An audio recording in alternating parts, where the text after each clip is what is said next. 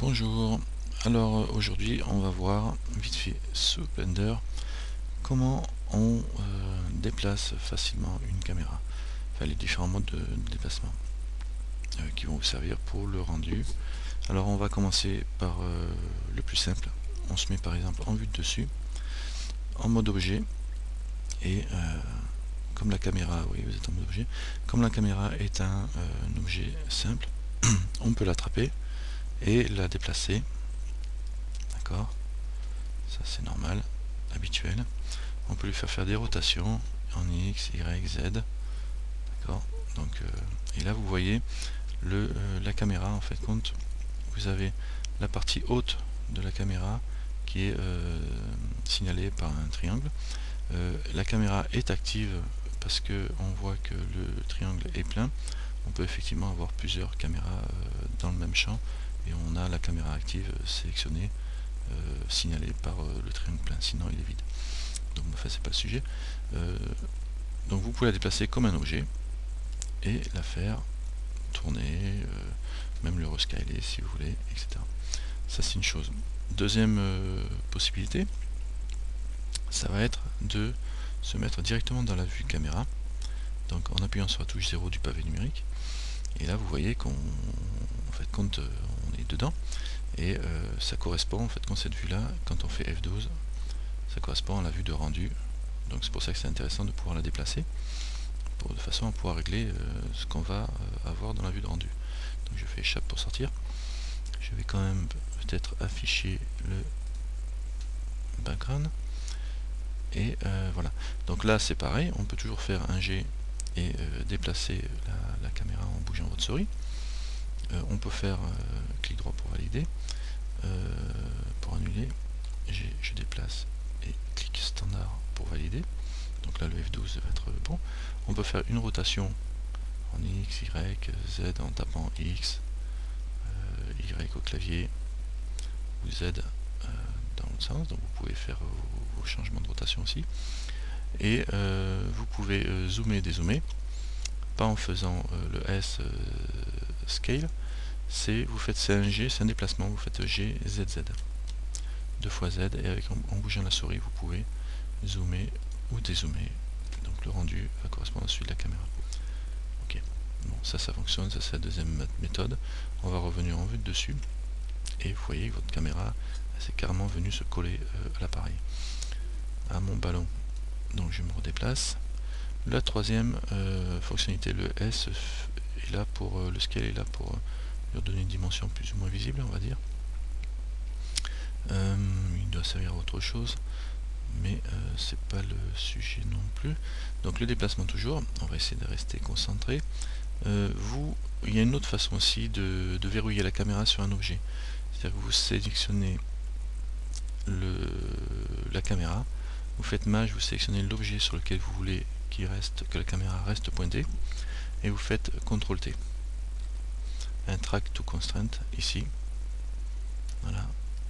Et du coup, quand vous allez bouger la caméra, elle va rester.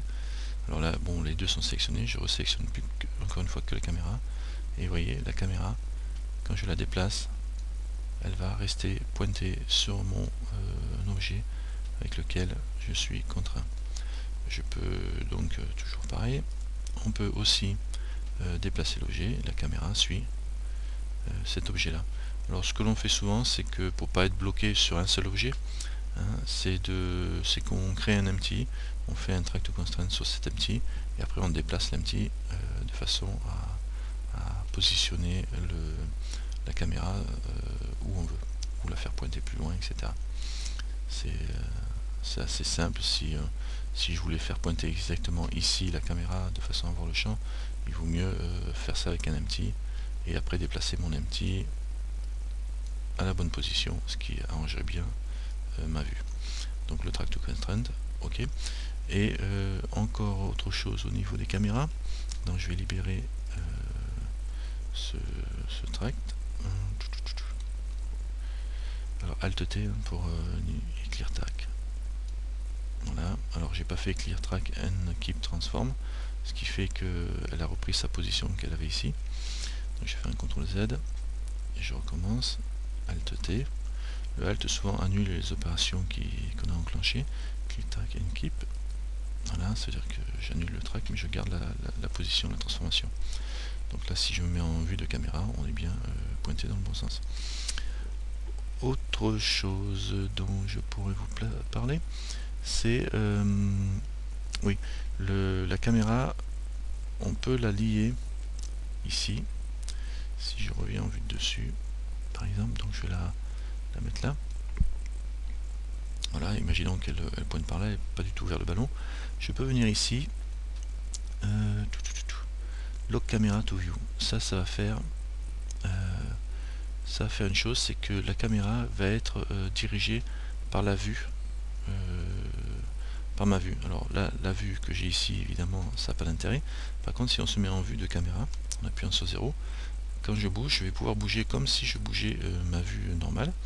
Et du coup, je vais pouvoir faire des mouvements habituels avec le contrôle, avec Alt, avec le Shift pour déplacer et des rotations, d'accord, et la roulette de la souris pour zoomer et dézoomer.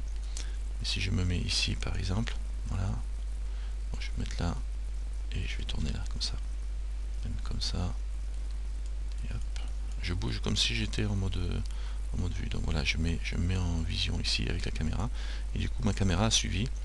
Et si je me remets en vue de dessus, j'ai un moyen assez simple. Donc vous voyez, la caméra est passée dans l'autre plan, le point rouge est là, et du coup ça me permet vraiment de régler aussi facilement ma caméra. Là je zoome hein, avec la roulette de la souris. Donc on va voir qu'en étant zoomé comme ça, voilà, je vais avoir la caméra, si je me passe en vue de dessus, qui a suivi, elle est carrément encastrée dans le ballon, mais je peux faire un rendu. Donc le caméra to view, c'est intéressant aussi pour régler facilement le point de vue qu'on va avoir quoi, en fait. Et quand on a fini, vous le décochez. Voilà, je pense que c'est les fonctions principales pour positionner sa caméra bien comme il faut pour faire des visions et des rendus de vos scènes. Très bien, merci d'avoir regardé ce tuto et à bientôt.